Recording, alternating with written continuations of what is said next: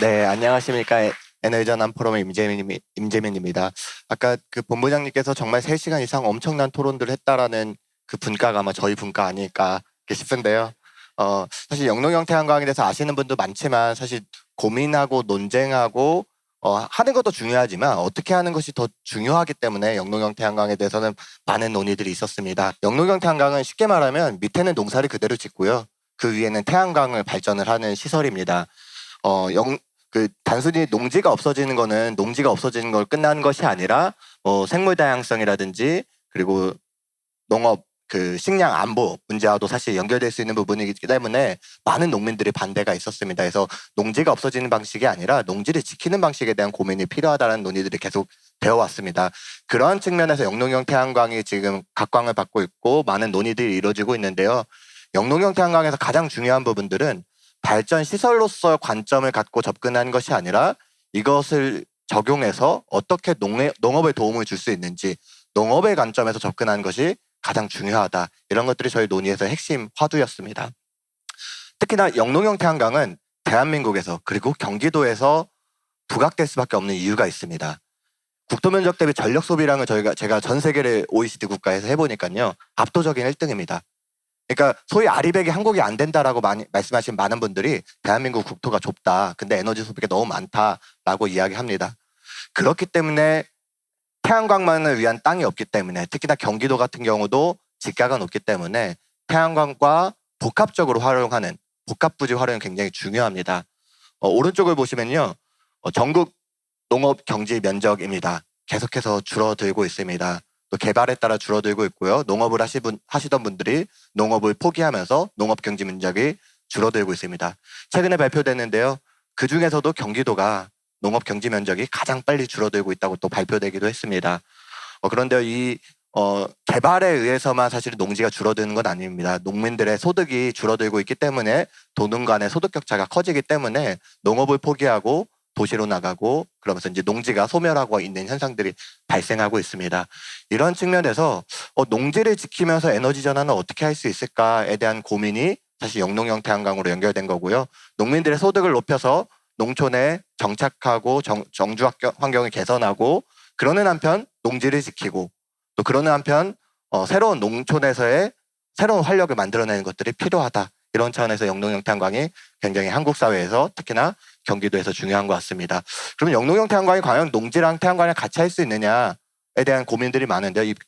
이미 전국 60개 이상 지역에서 실증을 했습니다. 그리고 쌀농사만이 아니라 벼, 밀, 그리고 마늘, 배추, 녹차 다양한 작물들이 이미 실증을 했고요.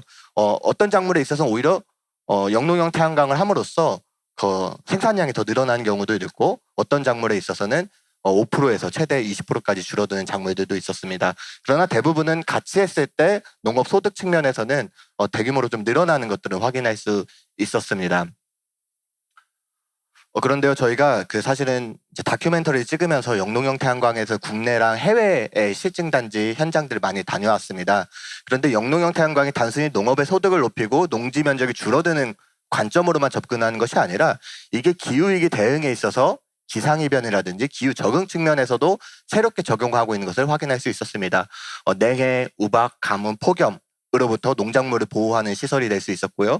자동 관수 시스템 이런 것 때문에 가뭄이라든지 비가 많이 왔을 때 그리고 무인 방제, 모니터링 등 다양한 시설 종목을 통해서 이게 단순히 농산물의 생산을 좀 줄이고 태양광 발전을 한다라는 게 아니라 농산물을 더 보호할 수 있고 증대시킬 수 있는 방안으로 이제 업데이트를 할 수 있다는 거 확인할 수 있었고요. 또 일부에서는 농작물을 보호한 비닐랩을 대체하기도 하고 최적의 그늘을 위한 조립 구조, 투명 패널 디자인도 새롭게 적용되고 있는 것들을 확인할 수 있었습니다.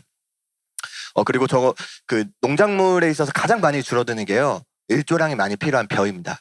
근데 이제 저 빨간색으로 된 것들은 일부 이제 LED 시설을 설치하면서 실증한 건데요. 오히려 저렇게 한 경우에는 더 늘어나기도 합니다. 그래서 110%까지 늘어난 것들을 저희가 확인할 수 있었습니다. 그러면 영농형 태양광은 왜 중요하냐? 어느 정도 입지 잠재량이 한국 사회에 있고 경기도에 있느냐인데요. 이거는 환경연구원에서 이제 했던 겁니다. 전체 농지의 약 30% 정도 한다고 했을 때 이거 농지가 없어지는 게 아니라 영농형 태양광을 복합으로 한다고 했을 때 200기가와트 정도 보급이 가능하다고 합니다. 근데 그 17.5%일 때의 효율일 때이고요. 30%일 때 전체 농지 17% 정도 하면 200기가 정도 보급이 가능하다고 합니다. 그러니까 한국 사회에서 탄소 중립을 위해서 얼마만큼 태양광이 필요하냐라고 했을 때 한 300기가 정도 얘기를 하는데요. 영농형 태양광만으로도 이미 200기가 이상의 보급이 가능한 것들로 확인할 수 있었습니다. 그럼 경기도는 어느 정도 되느냐에 대해서 저희가 다시 자체적으로 환산을 해서 했을 때 경기도가 제가 잘 몰랐는데 생각보다 농지가 많았습니다. 그래서 전체 농지의 경기도의 한 10% 정도 활용을 할 경우 7기가에서 8기가와트 정도 보급이 가능한 걸로 저희 확인을 했습니다. 그럼 경기도에서 시군 구별로 어디서 과연 보급이 가능하느냐, 그것들이 어떤 의미가 있는지를 또 다시 입지 분석을 했습니다. 그랬을 때 재미난 것들을 하나 좀 찾아냈습니다. 뭐냐면 경기도에서 가장 많이 전력을 소비하는 데가 화성, 그리고 화성, 평택, 용인, 파주, 안산, 이천입니다. 그런데요, 가장 농지가 많은 데가 화성, 평택, 이천, 여주, 안성, 파주입니다. 그러니까 다시 말하면 전력을 가장 많이 소비하는 지역에 또 전력을 가장 많이 생산할 수 있다는 겁니다. 분산 에너지가 중요하다, 전력을 소비하는 데랑 생산하는 데가 일치해야 된다는 얘기들을 굉장히 많이 하는데요. 경기도도 그런 차원에서 비판을 많이 받았었는데요. 실제적으로 영농형 태양광을 했을 때 전력을 생산하는 데와 소비하는 데가 일치하게 되고, 최근에 분산에너지 특별법이 통과되면서 사실은 바로 개통망을 연결시킬 수 있는 영역도 생겼습니다. 그래서 경기 남부 지역들은 대규모로 영농형 태양광을 직접 할 수 있고, 그 평화벨트, 파주 북부 지역은 또 새로운 모델들을 만들 수 있다고 저희가 입지를 판단을 했습니다. 그러면 이런 것들을 어떻게 만들어 나갈 거냐, 입지 잠재량도 나오고 경기도에서 해야 되는 명분도 있고 하는데 어떻게 해야 되냐, 사실 이 논의가 가장 많이 이루어졌었습니다. 첫 번째로는요, 에너지 전환이 중요하다고 하지만 도민들의 동의를 받지 못하고 도민들이 함께 참여하고 그것에 대한 편익을 느끼지 못한다고 하면 지지를 받기 어렵다고 생각을 했습니다. 그래서 먼저는 영농형 태양광이 기회소득마을, 경기도에서 적극적으로 추진하는 기회소득마을과 연결되어야 된다. 그래서 마을에 기회소득을 제공하고 마을의 농촌사회를 더 나은 사회로 만들기 위한 기회소득마을에 영농형 태양광 같이 보급을 하자. 영농형 태양광의 장점은 보조금을 계속 줄 필요가 없습니다. 초기에 영농형 태양광 설치하고 나면 영농형 태양광에 나오는 수익으로 마을에 새로운 기회를 만들어 나갈 수 있기 때문에 마을에 기회소득 만들자. 그래서 경기도가 설계 시공 교육들을 진행을 하고 농지를 확보하고 진행하는 마을을 한다면 적절하지 않을까 이렇게 생각을 했습니다. 두 번째인데요, 서해안 벨트 대규모 영농형 태양광을 하자. 저희가 좀 찾았던 게 서해안의 화홍지구와 시화지구가 대규모 간척지로 지금 개발을 하고 있습니다. 그런데 앞으로 어떻게 쓰일 것인지에 대해서는 지구, 복합공문인지 생태환경인지 이런 정도만 이제 지정이 되었고 임차를 하진 않았습니다. 사실은 이게 저희가 이제 검토를 해봤을 때 엄청난 기회이기도 합니다. 이미 기업에게 임차를 주거나 농민에게 임차를 주고 나면 이해관계가 생기기 때문에 거기에다 다시 영농형 태양광을 하기에는 수많은 쟁점들이 많기 때문에 사실 어려운 부분들이 있습니다.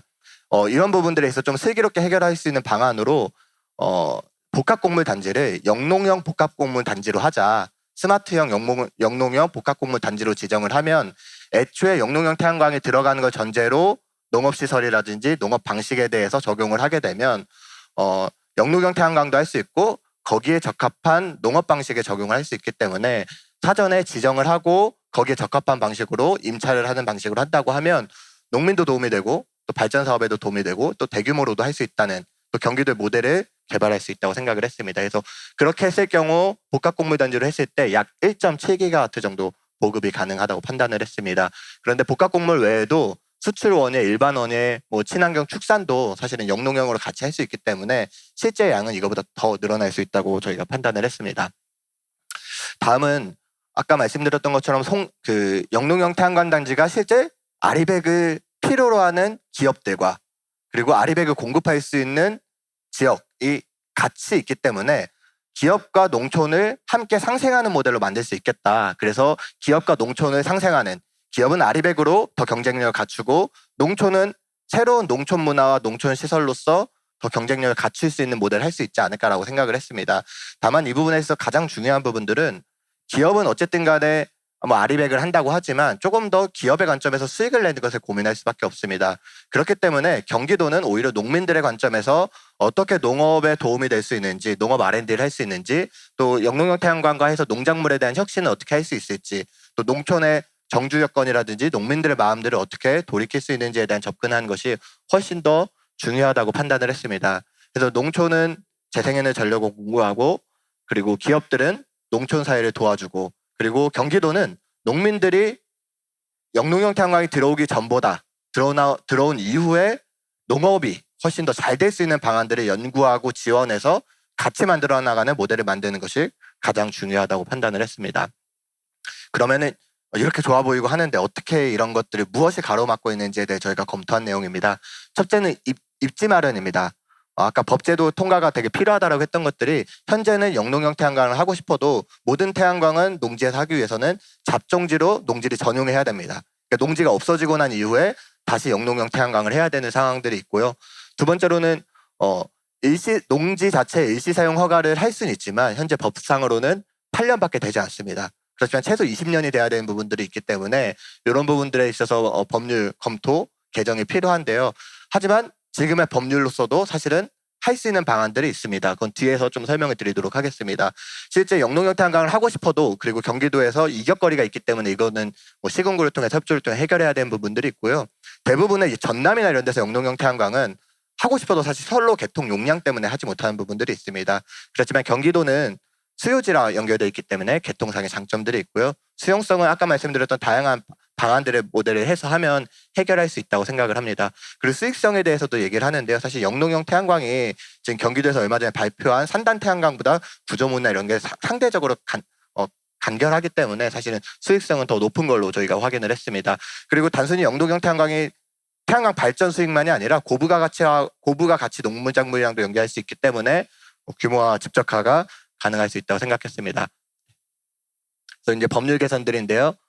농업진흥구역, 농업보호구역 할 수 있는 부분들인데 현재 법률 상황입니다.